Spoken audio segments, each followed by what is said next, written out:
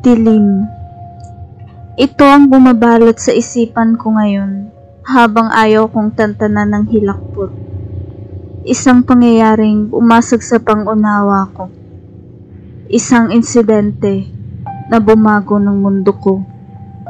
Nagsimula ang lahat 17 taon na ang nakakalipas nang mahumaling ang kapatid kong lalaki sa isang babaeng nagngangalang Zoila.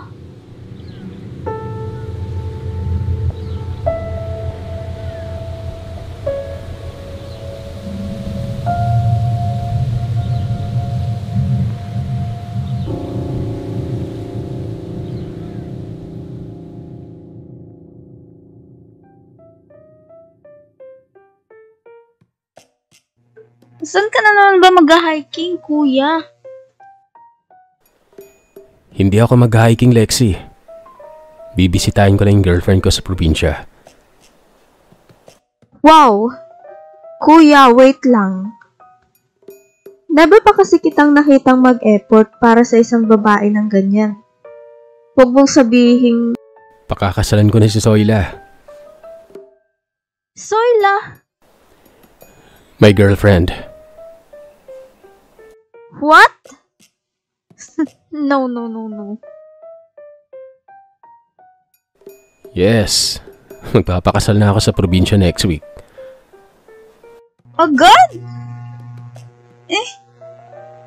Hindi mo malang ba ipapakilala sa akin yung Zoila na yan? Kailangan mo muna siya ipakilala sa akin bago ka magpakasal. Tsaka, bakit hindi ako kasama sa wedding entourage? Kuya, let me remind you, wala na tayong mga magulang. We only have each other now. Hindi ba ako importante para sa'yo kahit 1 inch man lang?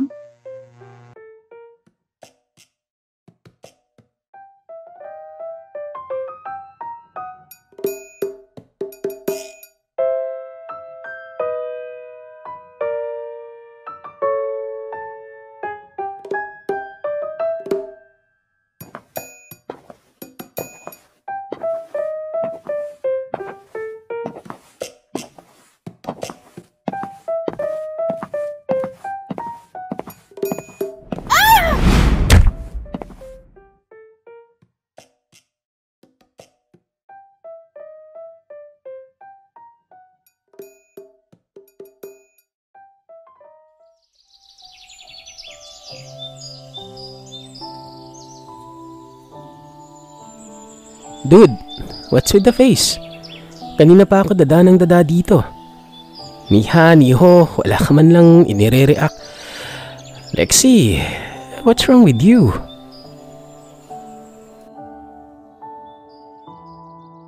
Five months ko na kasing hindi nakakausap si kuya. Sabi mo nasa probinsya yung kuya mo. Nagpakasal sa jowa niya? Oo, pero ever since na umalis siya sa bahay namin, hindi ko na siya nakontak. Hindi niya nga ako nabisuhan kung kailan siya eksaktong ikinasal eh. Walang text, walang chat, walang calls.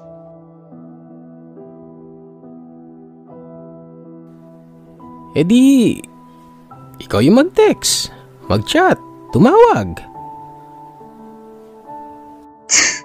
Ang loko mo talaga, Keanu. Sa tingin mo, hindi ko pa ginawa yun? The day he left, ilang calls at text na ang ginawa ko para makausap ang kuya ko. Pero cannot be reached agad. Hindi ko nga alam kung galit ba siya sa akin or gusto niyan talaga akong i-abandona bilang sister niya. Hey, drama queen. Stop overreacting. Malay mo naman, walang signal dun sa house ng asawa niya sa probinsya, di ba?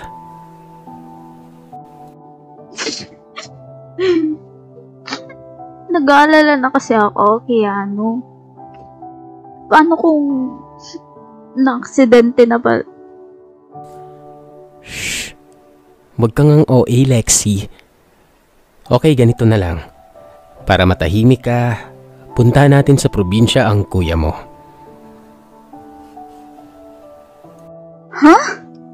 Pero paano? Hindi ko nga alam kung anong address niya dun eh.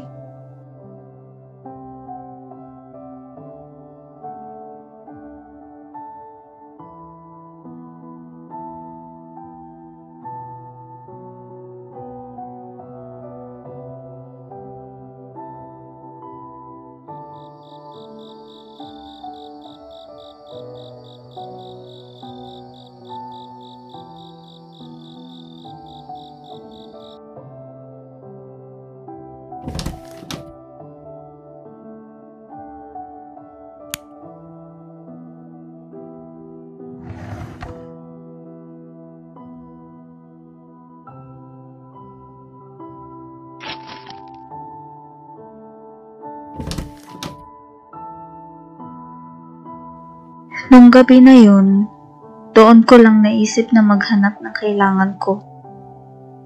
Bukod sa address ng napangasawa ng kuya ko sa probinsya, naghanap ako ng kapatid ng kuya.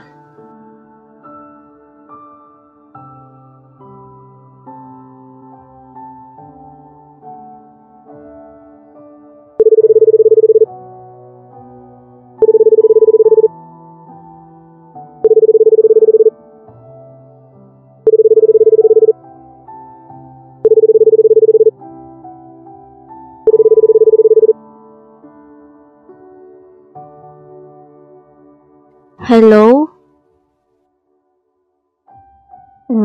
Hello? Ato ba si Lexi? Yes, si Lexi to. Sino po sila? Ako si Soyla. Soyla? Ikaw si Soyla, ang hipag mo. Hipag? Nasaan ang Kuya Jace ko?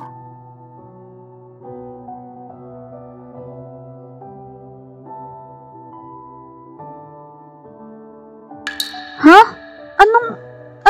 Paano nawawala ang kuya ko? Text niya po sa akin yung address niya dyan. Pupuntahan ko po siya.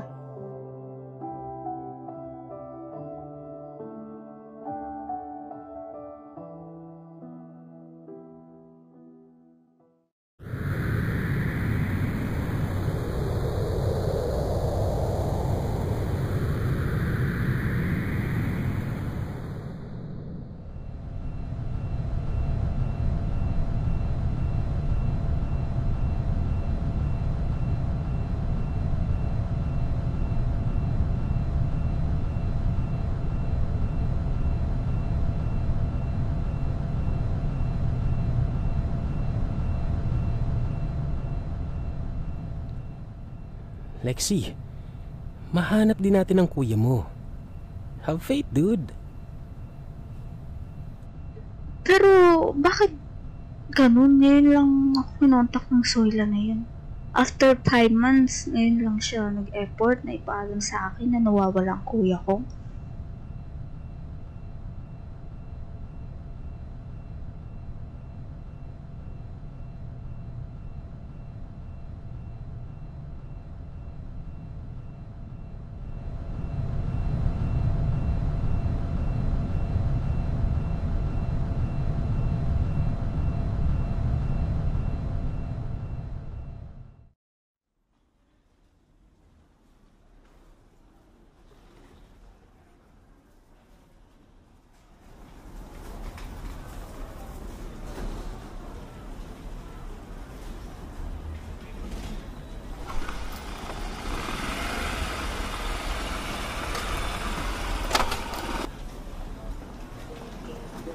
Saan kayo? Atid ko na kayong magjowa. Oh, jowa. Hindi ko jowa tong kasama ko, no? Hello? Single pa ako. At mukhang dito na rin ako ikakasal sa probinsya. Hoy, Keanu, umayos ka nga. Hindi tayo kasya dyan sa tricycle niya. Kasya, walang problema sa mga bagahe niyo. Pwede natin itali sa bubong yung mga backpack niyo.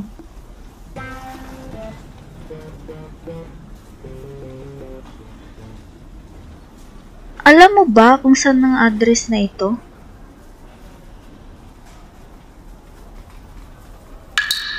Sigurado ka ba, miss, dito ang punta niyo?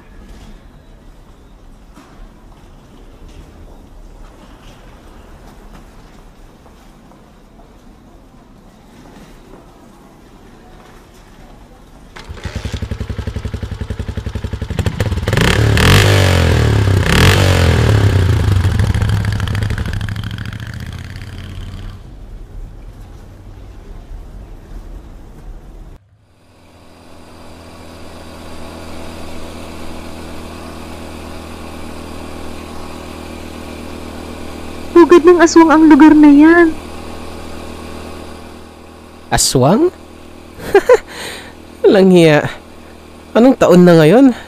Ano to, kwentong barbero? Totoo ang mga aswang. Mag-iingat kayo dito sa probinsya. Maraming mga nawawalang tao dito nang dahil sa mga aswang. Hoy, tomboy, maayos ka nga. Baka nagsasabi ng totoong babaeng to. Ako pala si Marta. Taga-kabilang ilog ako. Dati akong naninilbihan sa kapilya ni Padre Jimeno.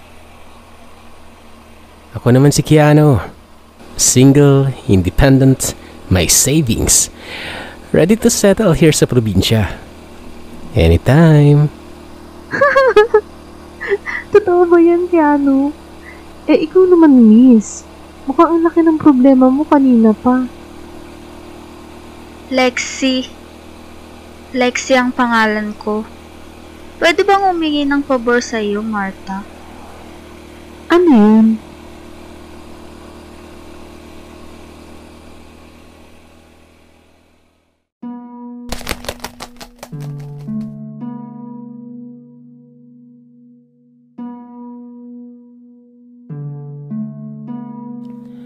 At ganun nga ang nangyari sa kuya niya. Gets mo na? Saan daw nakilala ng Kuya Jace mo itong Zoila na to? Hindi ko alam eh. Nagising na lang ako isang araw na nag-iimpake na ang kuya ko at palipad na dito sa probinsya. Yung Zoila? Ano sabi sa'yo sa telepono? Sabi niya sa akin, matagal na daw akong kinokontak ng kuya ko. Mga first few weeks niya pa lang daw dito. Pero cannot be reached na daw lagi ang phone ko. Te-text daw si kuya sa akin eh. Pero promise, wala naman akong natatanggap.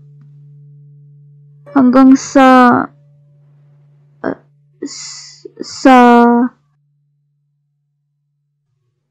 nawala na lang daw ang Kuya Jace ko 3 months ago pa. Paano nawala? Hindi ko nga alam eh. Sabi niya, nagpaalam lang daw sa hipag ko na mag-hiking sa bundok. Pero hindi na raw bumalik. Naku, malakas talaga ang hinala ko. Inaswang ang kuya mo. Ha? Paano may nasawang? Kinain ng aswang. Totoo bang mga aswang? Maraming uri ng aswang dito sa probinsya namin. Naka-media blackout lang. I think that's inappropriate. Sabihin niyo ng lahat ang gusto niyong sabihin. Pero hindi ako nagsisinungaling. Maraming uri ng aswang dito sa bayan namin. May mga kubot, mandurugo, bangkilan, at ang pinakatalamak sa lahat, ang mga balbal.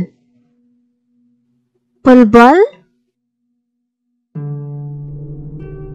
Ang balbal ay isang halimaw na kumukuha ng mga bangkay mula sa lamay o sa libingan.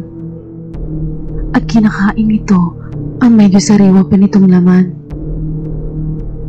Malakas ang pang-amoy nito sa bangkay. Para sa mga balbal, napakabango ng mga bangkay. Totoo po ba yan? Ang sabi ng mga matatanda, ang nilalang na ito ay pinaniniwalaang kadalasang kumakain ng karne ng patay na tao. Patay lang ang kinakain nito, kaya palagi nakatambay sa mga burol at lamayan. Para saan? Para magnakaw ng patay na tao sa isang burol.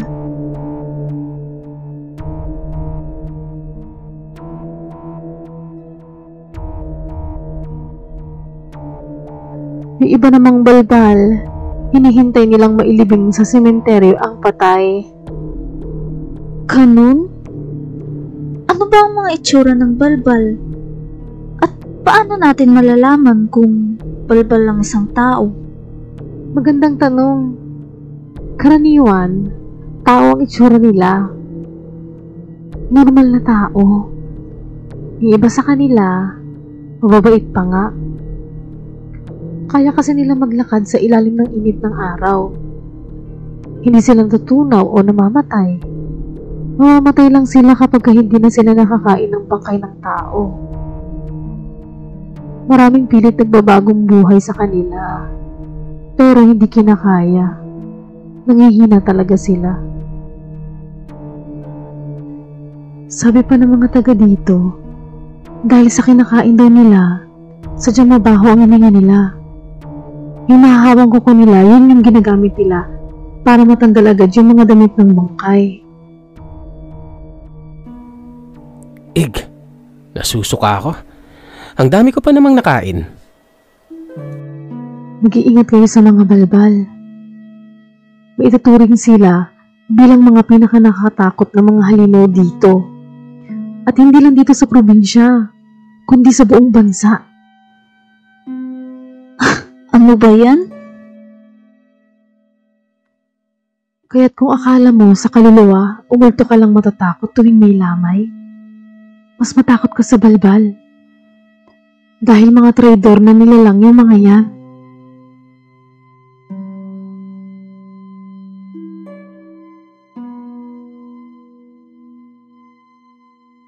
Oh, bakit ang dilim na agad ng langit? 5:20 PM pa lang sa relo ko.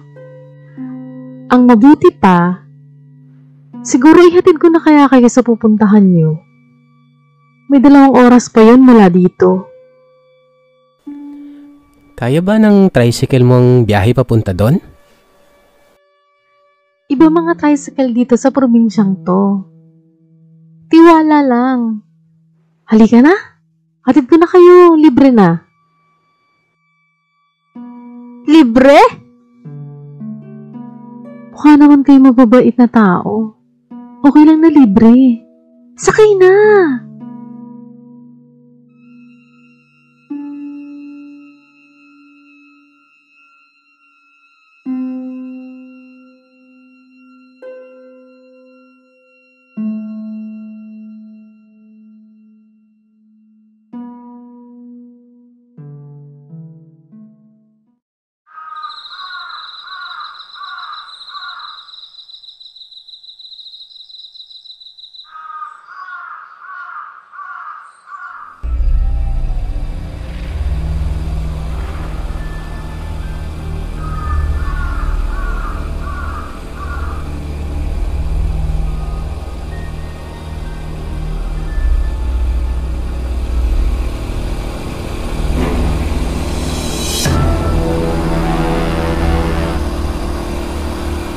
Martha! Ano yun? Shh! Huwag ka maingay, Lexi. Malapit na tayo sa address nila Zoela.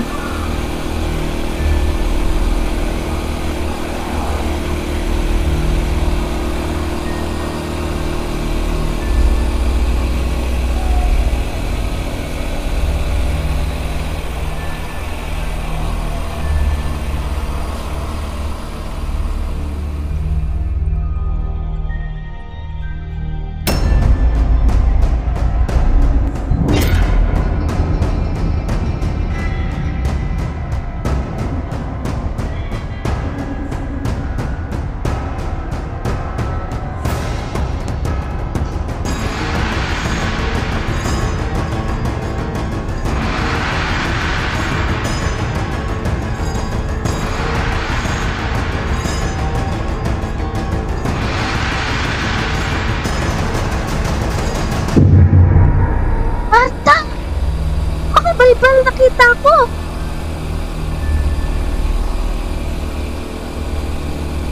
Lexi, tumahimik ka.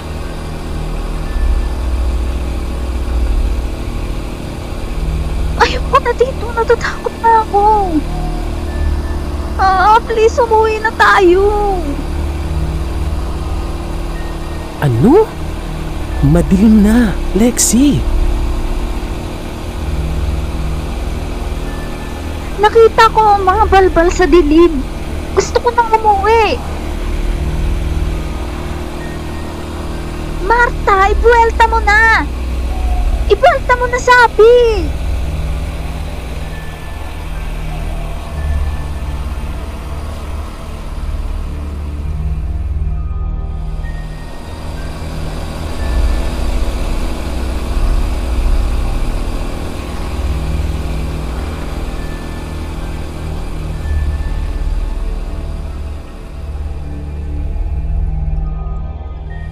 Marta, makinig ka! Mag-U-turn ka lang!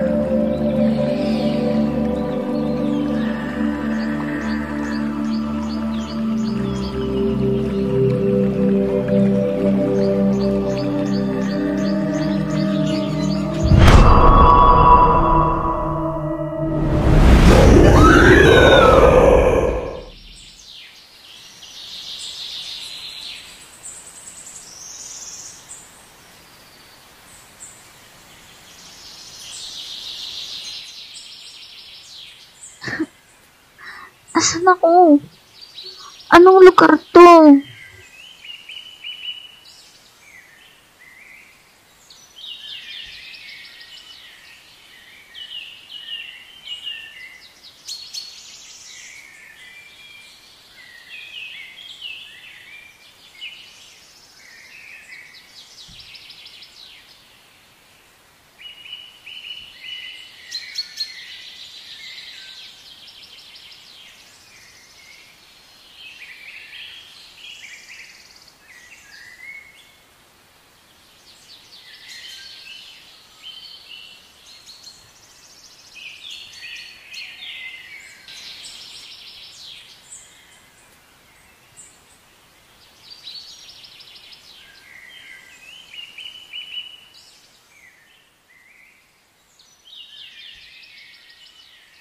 Keanu! Keanu, nasan ka ba? Beshi, nasan ka?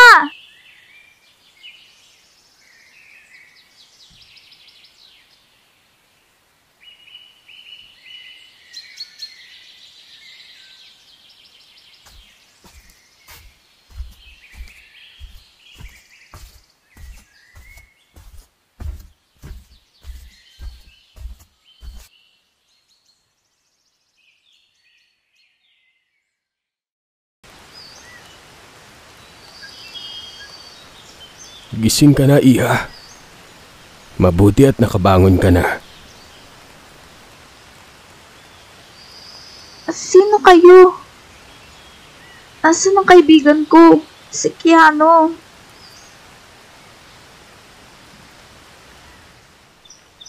Ikaw lang ang natagpuan ng mga kapitbahay ko sa bangin.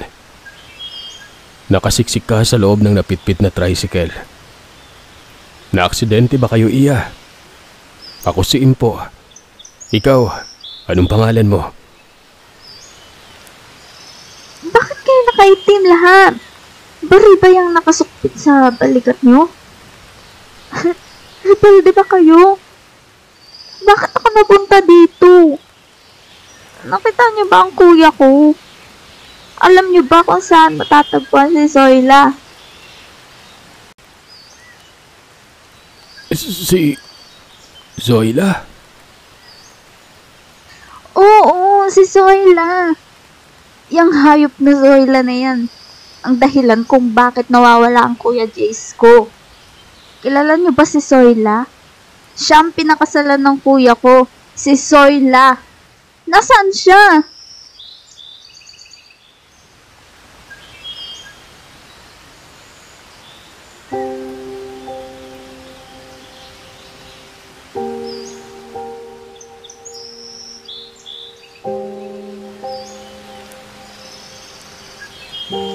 Limang araw kang tulog, Iha. Pinaglalamayan na namin ng anak ko nang madampot ka ng mga kalalakihan dito. Ano? 5 araw akong tulog? At patay na si Zoila nang makuha niyo ako? Imposible! Nakakausap ko pa siya sa cellphone eh. Si Zoila! Siya pa nga ang nagbigay ng address dito. Paano ba siya namatay?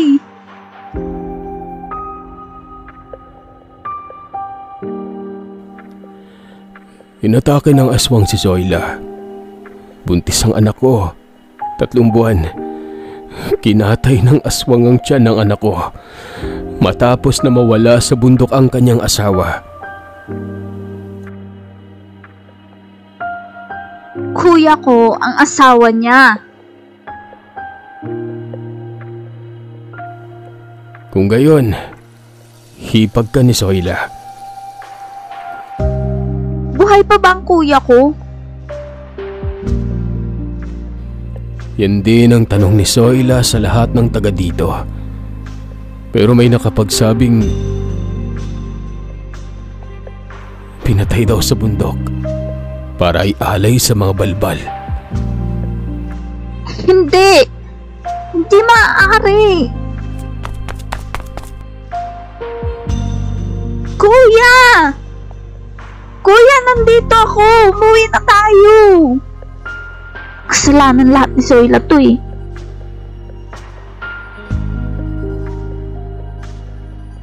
Keanu!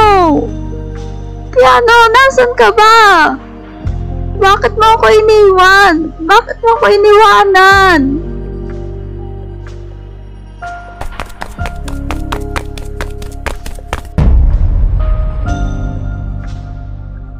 Lexi, maghunos dili ka nga. Huwag ka nagwala dito. Baka marinig ka pa ng mga aswang.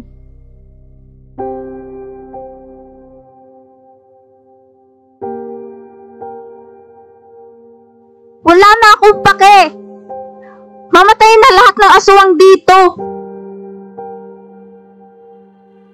Lexi! Alam ko kung nasaan si Keanu.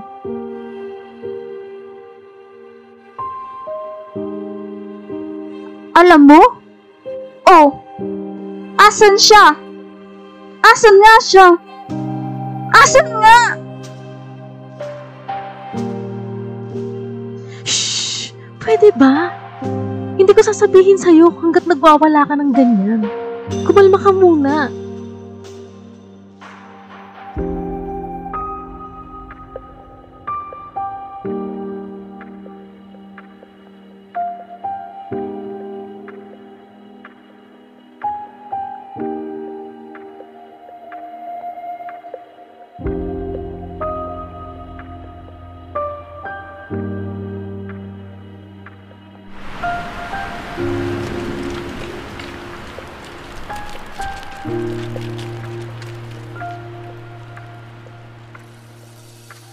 Halika, punta natin ang kaibigan mo. Asan siya?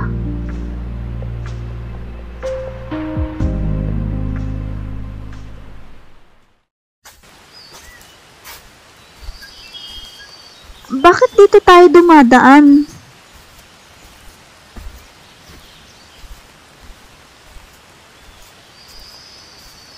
Dito kasi yung shortcut papunta kay Keanu.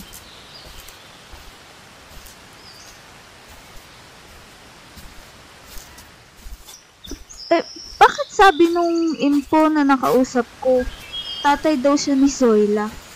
Kilala mo ba yun? Hindi. Hindi ko kilala ang info na yun.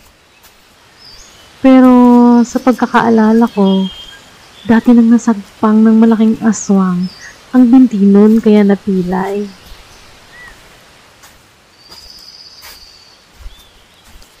Hindi niya rin alam kung ano talaga ang nangyari sa kuya ko. Sabi niya, baka inasuwang na rin ang kuya ko sa bundok. Totoo kaya yun, Martha? Ewan ko. Hindi ko masasabi.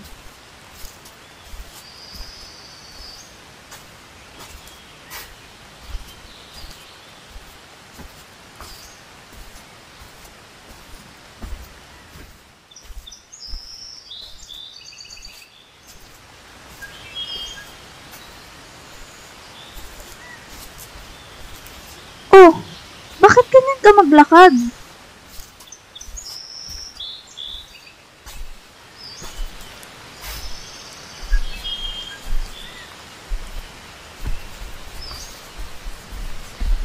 Anong ibig mong sabihin?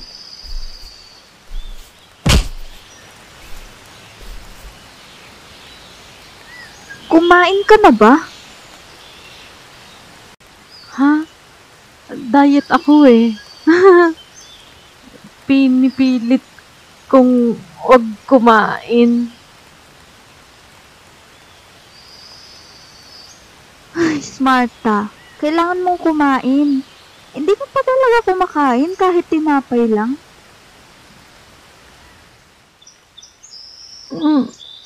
Hindi pa nga eh.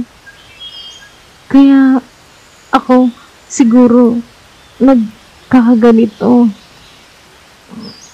Nang hihina na ako. Pasensya ka na, Lexi ha.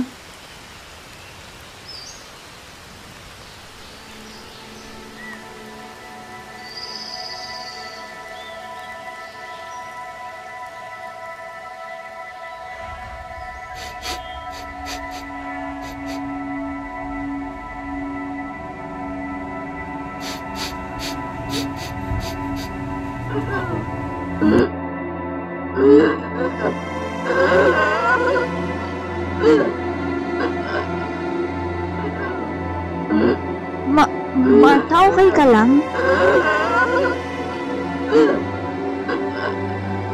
Matagal kong tiniis.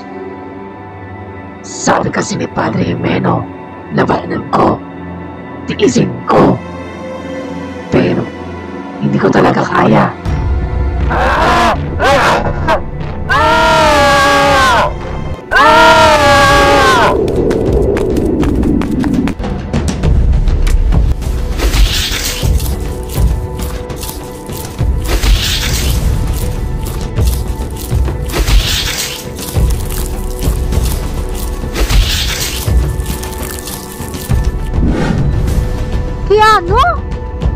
ba yan, Beshi?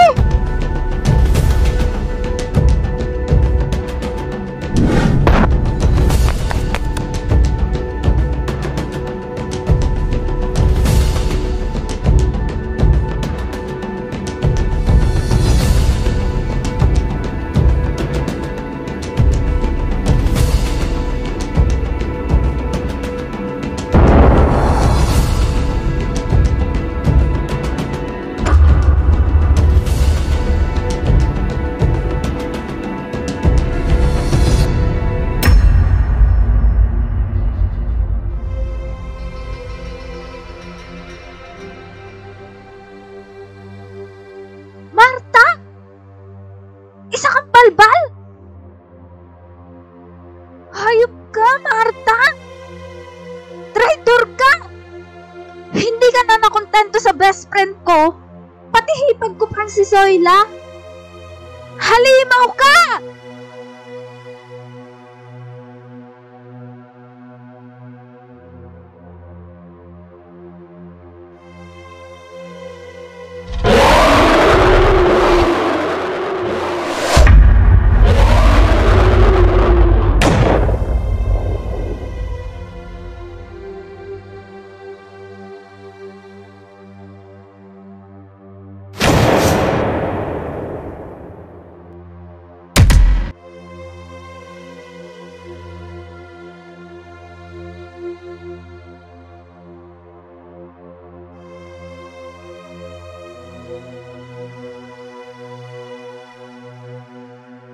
Impo?